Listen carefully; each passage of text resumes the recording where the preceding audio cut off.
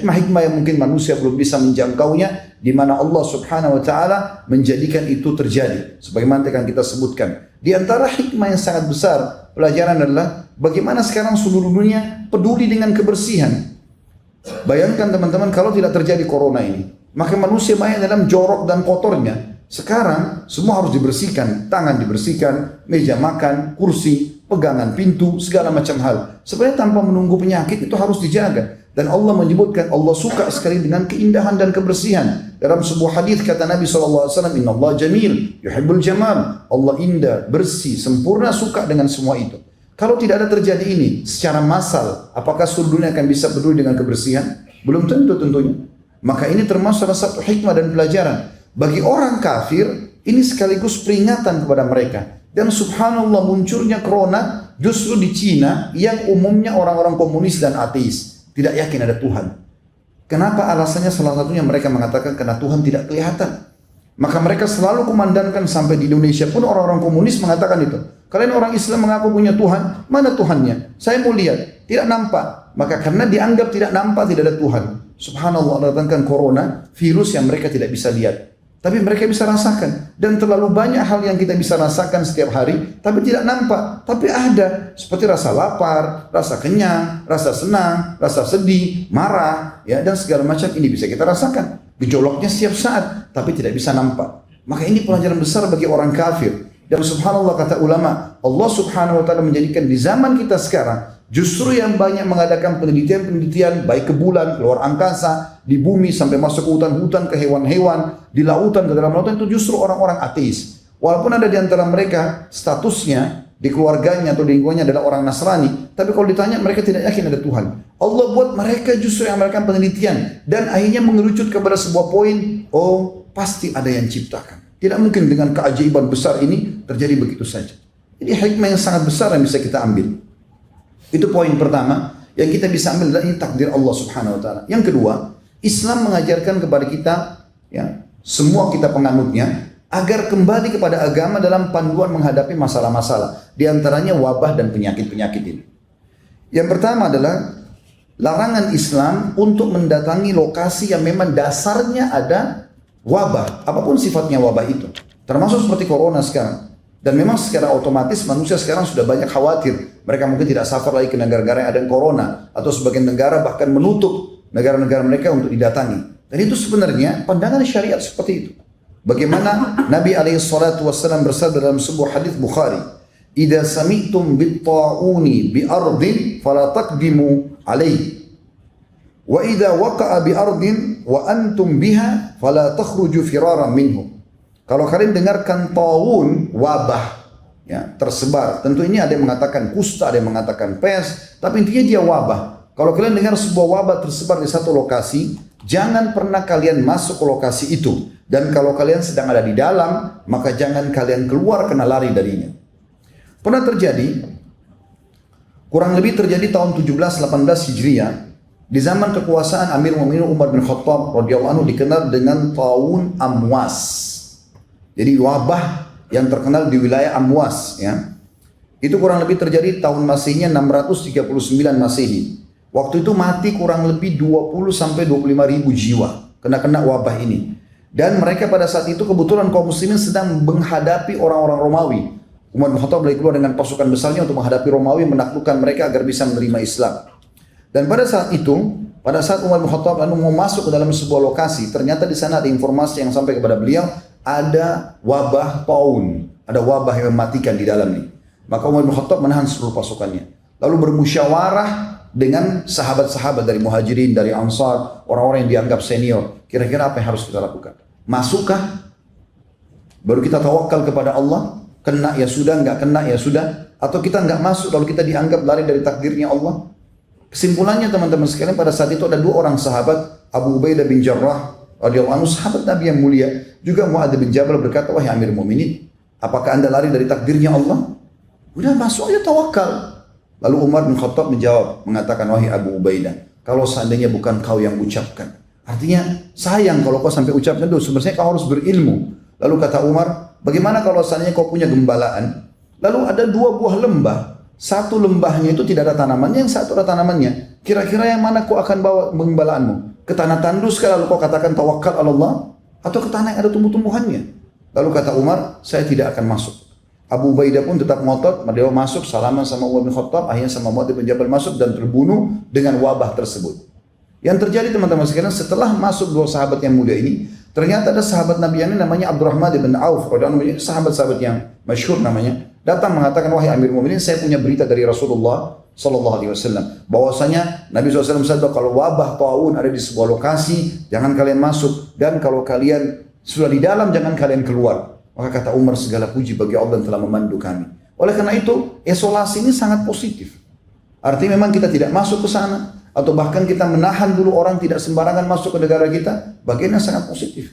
Sekarang banyak orang bertanya-tanya, kenapa Arab Saudi tidak izinkan umrah? Lalu kemudian sangka buruk, berpikir positif dulu. Saya dapat informasi di sana, Ka'bah itu kan selalu dipegang oleh orang.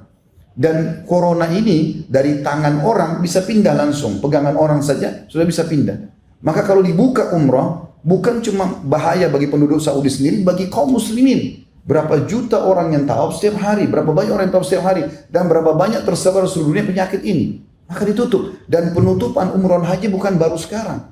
Sudah dalam sejarah Islam beberapa kali terjadi umrah haji tertutup. Tapi hal-hal terjadi karena peperangan, ada karena peribut antara kekuasaan dan segala macam hal. Jadi ini bukan hal yang baru. Apalagi ini hanya sementara waktu saja.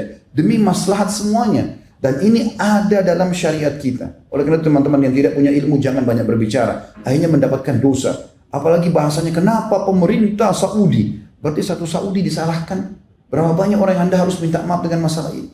Kenapa pemerintah ini larang? Pemerintah itu yang dibahas. Berapa banyak dosa yang kita bisa dapatkan. Kalau Anda punya masalah sama seseorang, kerucut ke orang itu saja.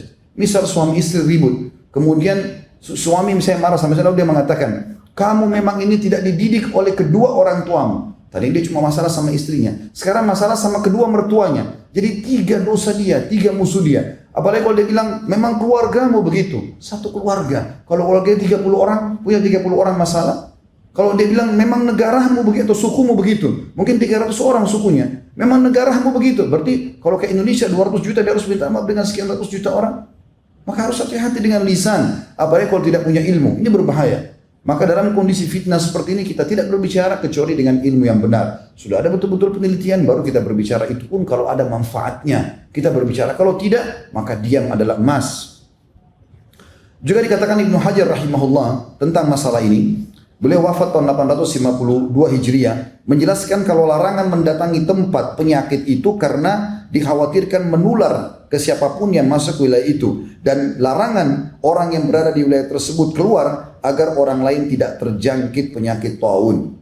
Dan bukti bahwasanya ada penyakit yang menyebar, yang menular, kalau ada sebabnya tentunya. Misalnya kita sengaja interaksi dengan orang-orang yang kena penyakit menular, maka ini ada dalilnya. Disebutkan dalam hadis Bukhari, kata Nabi SAW, la tadimun nadra ila majzumin. Jangan kalian terlalu banyak interaksi ataupun menatap orang yang kena wabah, kusta atau yang lainnya. Berarti memang ada sifat menular. Walaupun ada sabda Nabi SAW mengatakan la adwa, tidak ada penyakit menular, tapi maknanya la adwa tanpa sebab, bila sebab. Harus ada sebabnya. Orang jelas-jelas flu, dia habis pegang ingusnya, mohon maaf, lalu salaman sama Anda. Anda bilang nggak apa-apa, nggak ketular kok. Lalu ingusnya kita gosok di hidung kita. Menular masalahnya. Kalau ada sebabnya maka pasti akan ada akibat, seperti itulah. Kemudian juga kalau terjadi bagi orang-orang beriman, misal kalau sampai ada yang kena pun, dan kita berharap tentu karena ini adalah wabah yang Allah datangkan sebagai hukuman, gitu kan? Jelas ini adalah hukuman karena Umar bin Khattab berkata radhiyallahu anhu, tidak mungkin wabah itu kalau misalnya wabah, bahasa Arabnya wabah, tidak mungkin wabah datang turun dari langit Allah jadikan sebagai sebuah bencana di muka bumi kecuali karena dosa yang sedang terjadi, dan tidak akan pernah diangkat kecuali dengan taubat. Jadi kita sebagai orang beriman tahu, yakinlah teman-teman, kalau Anda orang beriman kepada Allah Subhanahu wa taala, mengikuti panduan syariat Allah, syariat Anda, syariat Islam, dan Anda juga terapkan apa yang diperintahkan agar bisa selamat dari wabah, dari penyakit sebagaimana yang kita sebutkan sebentar lagi insyaallah, maka Anda akan aman, tidak perlu khawatir. Saya ingatkan juga, jangan terlalu dibesar-besarkan, seakan-akan harus sembako dipenuhi di rumah, tidak akan boleh salaman sama sembarangan orang. Akhirnya suami istri nggak mau salaman, orang tua sama anak nggak akan salaman, muslim sama muslim yang lain di masjid tidak akan salaman. Pada sementara Nabi SAW mengatakan bahwasanya kalau dua orang muslim salaman, pada saat mereka lepaskan tangannya maka akan guguran dosa-dosanya. Tapi Anda punya hak setelah itu, ya, mengantisipasi dengan misalnya mencuci tangan, boleh. Anda boleh pakai masker, silahkan, itu hak Anda ikhtiar, tapi jangan berlebihan. Sehingga akhirnya setiap orang bersin sedikit, kayaknya corona nih. Kan jadi masalah. Semua orang dicurigai. Di pengajian saya kemarin ada yang tanya begitu, Ustaz, saya lagi flu. Begitu saya flu, semua orang sekitar saya curiga kalau saya corona. Sehingga akhirnya semuanya orang su'don satu sama yang lain. Ini juga jadi pelanggaran agama. Artinya kita berhati-hati tapi tidak boleh berlebihan. Disebutkan dalam sebuah hadis, Aisyah berkata radhiyallahu anha tentang masalah taun. Waktu itu beliau bertanya kepada Nabi SAW, maka beliau mengatakan, Innahu adzaban yab'athuhu Allahu ala man yasha. Wabah itu sebenarnya adalah wabah taun terutama, tapi ini wabah secara umum bisa juga masuk dalamnya. Allah utus kepada siapapun sebagai siksaan yang dia inginkan. Faja'alahu Allahu rahmatan lil mu'minin. Dan pasti itu kalau penerima orang beriman maka Allah jadikan rahmat buat dia. Dalam riwayat Bukhari yang lain, kalau ada seorang mukmin meninggal karena taun wabah, maka dia mati syahid. Dan kemudian dikatakan, فَلَيْسَ مِنْ عَبْدٍ يَقْعُ الطَّاعُونَ فَيَمْكُثُ فِي بَلَدِهِ صَابِرًا يَعْلَمُ أَنَّهُ لَنْ يُصِيبُ إِلَّا مَا كَتَبَ اللَّهُ لَهُ إِلَّا كَانَ لَهُ مِثْلُ أَجْرِ الشَّهِيدِ. Dan tidak ada seorang muslim pun atau mukmin pun yang sedang berada di satu lokasi, di sana ada wabah yang tersebar, kemudian dia tinggal di negaranya, tetap diisolasi, dia nggak keluar agar tidak menyebar, dan kemudian dia yakin itu tidak akan menimpa dia kecuali dengan izin Allah, kecuali akan dicatat baginya pahala mati syahid. Sebab-sebab syar'inya ada disebutkan oleh Nabi SAW, di antaranya hadis yang mulia, kata Nabi SAW, Ya ma'syaral muhajirin, wahai orang-orang muhajirin, khamsu khisal atau khisalu khamsin idza tulitum bihinna wa a'udzu billahi an tudrikuhunna. Ada 5 perkara kalau kalian diuji oleh Allah dengannya maka ini sangat berbahaya. Tapi aku berlindung kepada Allah untuk kalian agar kalian tidak terkena. Lan tadhhar fahishatu fi qaumin qattun hatta yu'linu biha illa fasha fihim at-tawun. Ketahuilah, tidak ada satu maksiat dosa besar kepada Allah di lokasi orang kafir atau orang beriman tersebar merajalela itu kecuali Allah akan mendatangkan wabah taun kepada mereka. Wal auja' dan masalah-masalah yang berat, penyakit berat. Allati lam takun madat fi aslafihim alladzina madaw. Yang tidak pernah menimpa orang-orang yang datang sebelum mereka. Lam yanqusul mikyala wal mizana illa ukhidu bisinina wa shiddatil mauna wa jurus sultan alaihim. Dan tidak ada seorang pun di antara mereka atau komunitas yang curang dalam timbangan kecuali pasti mereka akan mendatang atau mendasarkan peceklik dan juga susahnya kehidupan serta pemimpin yang zalim terhadap mereka. Walam yamna'u zakata amwalihim illa muni'ul qatra minas sama walaulal bahaimu lam yumtiru. Dan tidak ada seorang pun atau satu kaum yang menahan zakat harta mereka kecuali Allah akan tahan hujan dari langit, dan kalau bukan karena hewan-hewan mereka tidak akan diberikan hujan. Walam yanqudu ahdallahi wa ahda rasulihi illa sallallahu alaihim aduwwan min ghairihim fa akhadhu ba'da ma fi aidihim. Dan tidak ada seseorang pun atau komunitas yang sengaja mengingkari janji Allah dan Rasulnya. Allah mengatakan akan dapat ini, kalau berbuat ini akan dapat ancaman itu, lalu dia mengatakan tidak mungkin. Dia coba mengkhianati dan mengingkari masalah itu. Kecuali Allah akan datangkan musuh-musuh yang akan menguasai mereka dan akan mengambil sebagian apa yang ada di tangan mereka. Wa ma lam tahkum a'immatuhum bi kitabillah wa yatakhayyaru mimma anzalallah illa ja'alallahu ba'sahum bainahum. Dan tidak ada satupun pemimpin-pemimpin mereka yang tidak menerapkan kitab Allah dan mereka tidak menjadikan sebagai sesuatu yang harus diterapkan apa yang Allah turunkan, kecuali Allah akan menjadikan permasalahan di antara mereka. Itu yang kedua, atau maksudnya poin yang kedua yang berhubungan dengan masalah apa yang harus kita lakukan. Pecahannya adalah kita harus mengisolasi tempat itu. Kemudian cabang daripada poin kedua ini adalah bagaimana kita berobat. Nah, kita tutup dengan ini teman-teman sekalian, bagaimana berobat. Berobat ini ada 3 cara dalam syariat kita, dan ini sayangnya yang pertama dan kedua yang merupakan asas dilupakan oleh kaum muslimin. Yang ketiga yang merupakan akhir daripada ikhtiar, justru ini yang mereka fokus untuk melakukannya. Teman-teman sekalian, kita harus yakin dengan sabda Nabi SAW dalam hadis Bukhari. Beliau bersabda, Ma anzalallahu da'an illa anzalallahu lahu shifa. Allah tidak akan pernah menurunkan penyakit kecuali Allah turunkan kesembuhan bersamanya. Enggak ada kata-kata tidak ada kesembuhan. Enggak ada dalam Islam penyakit tidak ada obatnya, mustahil. Pasti ada. Itu sabda Nabi SAW. Dan tidak mungkin salah. Ini wahyu yang sudah diberikan kepada kita. Maka yang harus dilakukan 3 hal. Yang pertama, yang ini yang orang tinggalkan adalah berdoa, berzikir, sholat, sedekah, taubat. Ini asas daripada hilangnya wabah dan juga penyakit. Mara bahaya. Dan ini banyak ditinggalkan oleh kaum muslimin. Misal, masalah doa, kata Nabi SAW, la yaruddul qadha illa doa. Tidak akan pernah ada yang bisa mengubah takdir kecuali doa. Kemudian Nabi SAW juga bersabda di dalam hadis riwayat Tirmidzi, inna doa yanfa'u mimma nazala wa mimma lam yanzil, fa'alaikum ibadallahi bid-du'a. Sesungguhnya doa akan bermanfaat terhadap apa yang sudah ditetapkan, takdirkan, dan apa yang belum ditetapkan atau ditakdirkan. Maka hendaklah kalian memperbanyak doa. Juga dalam sabda Nabi alaihi salatu wassalam tentang masalah doa, seperti misalnya doa keluar dari rumah. Biasakan membaca doa ini. Kata Nabi SAW, siapa yang keluar rumah membaca Bismillah, tawakkaltu ala Allah, la hawla wa la quwata illa billah. Dengan nama Allah, aku bertawakal kepada Allah, menyerahkan diri kepada-Nya dan tidak ada yang kekuatan kecuali milik Allah. Kata Nabi SAW, apabila seseorang keluar rumahnya, lalu dia membaca doa tadi, maka Allah akan menjawab mengatakan, engkau akan diberi petunjuk, dicukupkan dan selalu terjaga. Maka syaitan pun akan menyingkir darinya. Syaitan yang lain berkata, bagaimana mungkin engkau bisa mengganggu seseorang yang telah mendapat petunjuk, kecukupan dan penjagaan. Ini sebuah hal yang luar biasa. Bagaimana dia membaca doa keluar rumah misalnya. Begitu juga dengan doa-doa yang lain. Ya. Seperti misalnya dia supaya diijabah doanya, dia baca doa Dzannun atau la ilaha illa anta subhanaka inni kuntu minadh dhalimin. Jadikan sebagai zikir dia. Ya Allah, tidak ada Tuhan yang berhak disembah kecuali Engkau, Maha Suci Engkau, aku termasuk orang-orang yang zalim.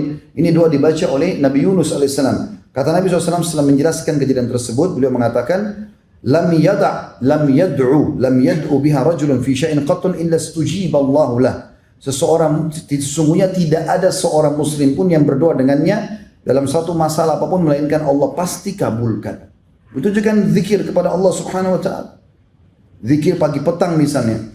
Di antara zikir pagi petang bunyinya a'udzu bikalimatillahi tammati min syarri ma khalaq. Hadis riwayat Muslim. Aku berlindung kepada Allah dengan kalimat-kalimat Allah yang sempurna dari segala yang buruk diciptakan. Kata Nabi SAW, siapa yang membaca ini 3 kali di pagi hari dan 3 kali di sore hari, ya, maka tidak akan ada mudarat atau mara bahaya yang akan memudaratkannya hingga sore hari. Kalau dia baca 3 hari pagi sampai sore dia aman. Dan kalau dia baca 3 kali sore hari, maka tidak akan ada mara bahaya yang akan memudaratkannya hingga pagi hari lagi. Dijaga oleh Allah Subhanahu wa taala. Zikir yang pendek mudah diamalkan.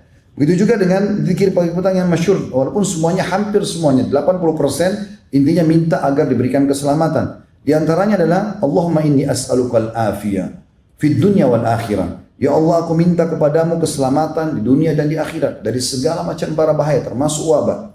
Allahumma inni as'alukal afwa wal afiyata fi dini wa dunyaya wa ahli wa mali. Allahumma astur awrati wa amir rawati. Allahumma ihfazni min bayni yadayya wa min khalfi wa an yamini wa an shimali wa min fawqi wa a'udzu bi'azamatika an uqtala min tahti. Hadis sahih riwayat Ahmad. Yang artinya, Allah, sungguh aku memohon kepadamu keselamatan di dunia di akhirat. Ya Allah, sungguhnya aku memohon kepadamu keselamatan dalam agamaku. Jangan sampai aku menyimpang.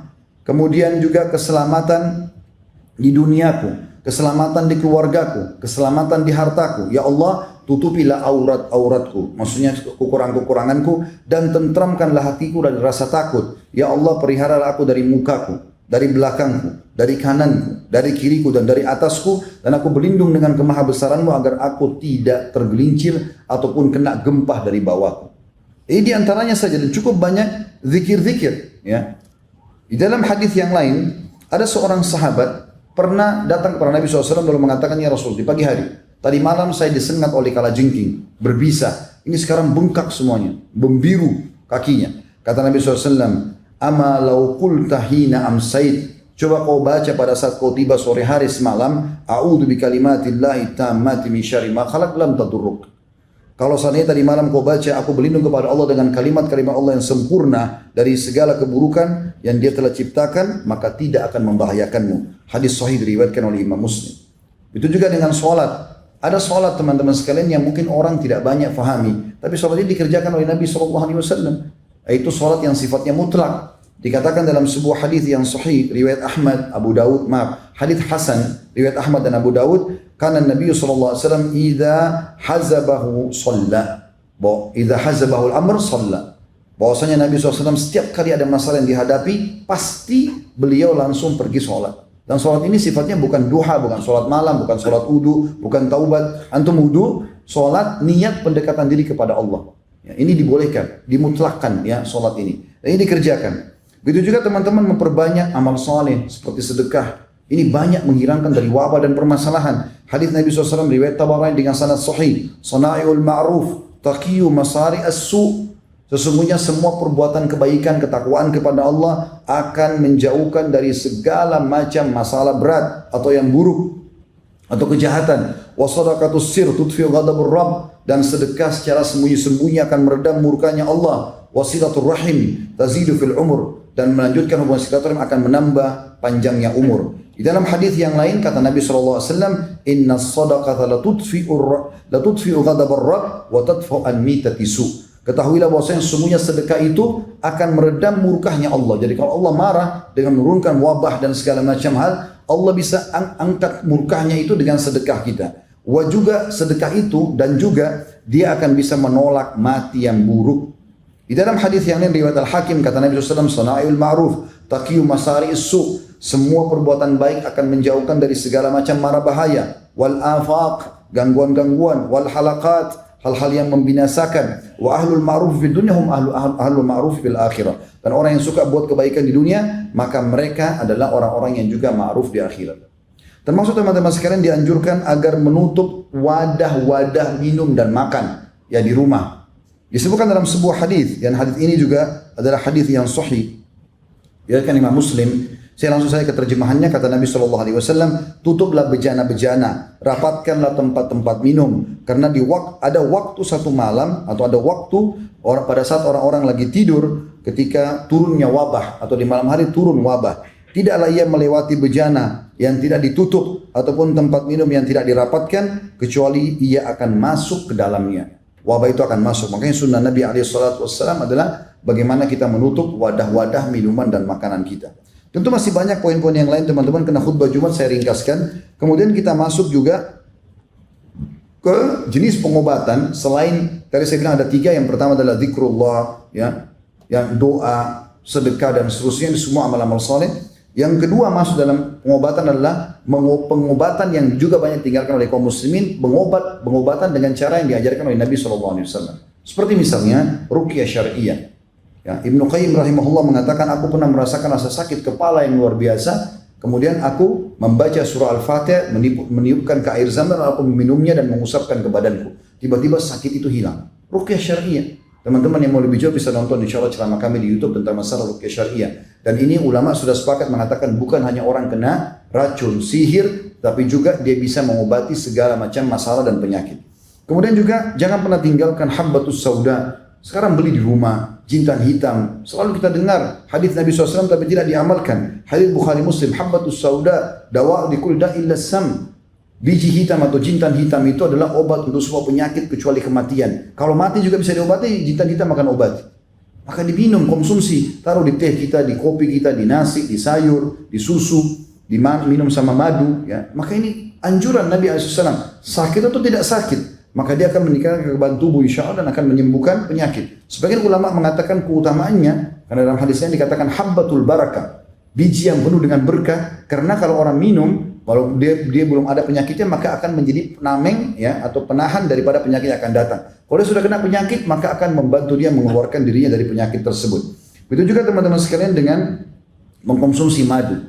Madu ini dikonsumsi, tapi bukan air madu, madunya dikonsumsi. Ada orang punya 1 kilo madu, 1 tahun baru habis. Diminum madu itu, jadi madu tanpa dicampur apa-apa. Itu baru manfaatnya besar. Tapi banyak orang 1 sendok makan ditaruh di 1 botol air 1 liter. Sehingga jadi air madu, bukan madunya. Madu dikonsumsi. Dan Nabi SAW pastikan kesembuhan pasti di 3 hal. Yaitu konsumsi madu, kemudian sayapan bekam, dan juga kai atau besi panas yang ditempelkan di tubuh. Dan aku melarang umatku menggunakan kai. Dalam riwayat lain, jadikan kai sebagai obat terakhir kalian. Maka madu juga begitu. Dalam riwayat Tirmidzi ada 2 orang adik kakak Si kakak kena diare, mencret-mencret, mohon maaf, adiknya pergi ke masjid lalu melapor kepada Nabi SAW, mengatakannya, Rasulullah, kakakku lagi mencret, diare. Kata Nabi SAW, berikan dia madu. Dia pulang ke rumah si adik, dikasih kakaknya. Ternyata belum sembuh. Dikasih kali belum sembuh, masih diare. Dia datangnya Rasulullah belum sembuh. Nabi SAW lalu marah pada anak mudanya sambil mengatakan, pasti Allah benar dan perut kakakmu yang bohong. Tidak mungkin salah. Allah mengatakan sembuh dengan madu, kok bilang tidak? Sekarang pulang berikan kembali. Diberikan kakaknya akhirnya sembuh. Ini disebutkan dalam hadis yang sahih. Dan kita tahu dalam Al-Quran, dalam surah An-Nahl khusus, ya, surah nomor 16, Allah berfirman di ayat 68 dan juga ayat 69-nya. A'udzu billahi minasyaitonir rajim. Wa auha rabbuka ilan nahli an ittakhidhi minal jibali buyutan wa minasyajari wa mimma ya'rishun. Dan Allah mewahyukan kepada lebah-lebah, surah nomor 16 tentang lebah, An-Nahl, agar menjadikan gunung-gunung sebagai rumahmu atau rumah-rumah kalian, dan juga dari pohon-pohon dan apa yang dibuat oleh manusia. Itu ayat 68. Ayat 69-nya, thumma kuli min kulli thamarat. Kemudian makanlah hai para lebah, Allah wahyukan kepada ciptaannya lebah, makanlah dari semua jenis buah-buahan. Fasluki subul rabbiki dzulula. Lalu ikutilah petunjuk jalan yang sudah Allah berikan kepada kalian. Yakhruju min butuniha syarab. Dan dari perut lebah itu akan keluar minuman. Mukhtalifa alwanuhu fihi shifa'un linnas. Yang warnanya berbeda-beda. Ada madu warna hitam, ada coklat muda, ada kemerah-merahan. Warnanya berbeda-beda. Ada yang madu warna putih dan seterusnya. Semua itu keluar dari perut lebah, kata Allah, ada obat untuk manusia. Inna fi dzalika laayatan liqaumin yatafakkarun. Itu betul-betul ada tanda-tanda kebesaran Allah bagi kaum yang mau memikirkannya. Itu juga dengan bekam, saudaraku seiman. Jangan pernah tidak bekam. Kita sekarang kalau tidak salah berada di 18 Rajab. Sunnah Nabi SAW tanggal 17, 19, dan 21. Kalau kemarin 17 Anda belum bekam, maka besok insya Allah bisa bekam di tanggal 12 atau tanggal 21. Dan Nabi SAW juga mengatakan bahwasanya kesembuhan pasti di sayapan ya, bekam. Dan Nabi SAW mengatakan dalam hadis sahih riwayat Ahmad, sebaik-baik pengobatan penyakit kan adalah berbekam. Juga dalam riwayat lain, riwayat Tirmidzi, kata Nabi SAW, tidaklah aku melewati sekumpulan para malaikat, ya, di langit pada saat aku sedang Isra dan Mi'raj, kecuali mereka semua mewasiatkan mengatakan, hai Muhammad, perintahkan umatmu untuk berbekam. Dan Nabi SAW mengatakan, dalam hadis riwayat Abu Daud, barang siapa ingin berbekam, hendaklah dia lakukan di tanggal 17, 19, dan 21, maka akan menyembuhkan semua penyakit. Juga teman-teman sekalian, konsumsi air Zam-Zam. Jangan lupakan air Zam-Zam. Beli, miliki, minum. Air Zam-Zam pulang dari umrah bukan ditaruh di gudang, di lemari, 5 tahun gak dikonsumsi. Minum Zam-Zam. Dan ulama mengatakan Zam-Zam akan terus berlaku walaupun dicampur dengan air lain. Misal, antum cuma punya 1 galon 5 liter, biasa kalau pulang umrah dikasih. Baik, kita minum sebagiannya. Bisa diisi dengan air biasa. Air biasa yang bercampur dengan Zam-Zam akan berubah jadi Zam-Zam secara otomatis. Jadi tidak akan pernah habis Zam-Zam kita sebenarnya. Kita bisa tinggal menambahkan air terus-menerus dan itu terus akan berlaku sebagai hukum Zam-Zam. Dan kata Nabi SAW dalam hadis sahih riwayat Muslim, air Zam-Zam penuh dengan berkah. Ia merupakan makanan yang mengenyangkan dan obat untuk semua penyakit. Juga sabda Nabi SAW dalam hadis riwayat Ahmad dan Ibnu Majah, Zam-Zam sesuai dengan niat dan tujuan orang yang meminumnya. Minta kesembuhan, Allah kasih. Minta apapun, Allah akan kasih. Dan juga Nabi SAW dalam hadis riwayat Tirmidzi dan Al-Baihaqi dengan sanad hasan, beliau pernah membawa air Zam-Zam, dikatakan dalam girbah. Girbah itu kayak wadah minuman, untuk taruh minuman tapi dari kulit hewan. Kemudian beliau menyiramkan dan meminumkannya kepada orang-orang yang sakit. Jadi ini bentuk-bentuk ikhtiar kita. Kemudian yang terakhir, pengobatan ketiga yang paling banyak orang sekarang melakukannya dan meninggalkan yang pertama dan kedua, yaitu berobat secara medis. Dan ini dianjurkan juga dalam Islam. Tapi ini pengobatan terakhir justru. Kalau kita malah terbalik, dokter dulu, nanti kalau sudah tidak bisa sembuh dengan 30 dokter, baru sholat malam. Baru mau berdoa. Allah di nomor 30 kan, bagaimana bisa sembuh? Maka ikhtiar medis adalah ikhtiar yang terakhir. Hanya pelengkap saja. Sebagaimana Nabi SAW bersabda, sesungguhnya Allah tidak turunkan penyakit, hai hamba Allah, kecuali Allah turunkan bersama obat, maka berobatlah wahai hamba-hamba Allah. Aku qauli hadza, saya sudah mengucapkan perkataan saya ini, wastaghfirullah li wa lakum, dan saya beristighfar kepada Allah, dan ada jamaah istighfar kepada Allah, fastaghfiruhu innahu wal ghafurur rahim. Beristighfarlah kepadanya karena Dia Maha menerima taubat hamba-hamba dan juga Maha penyayang.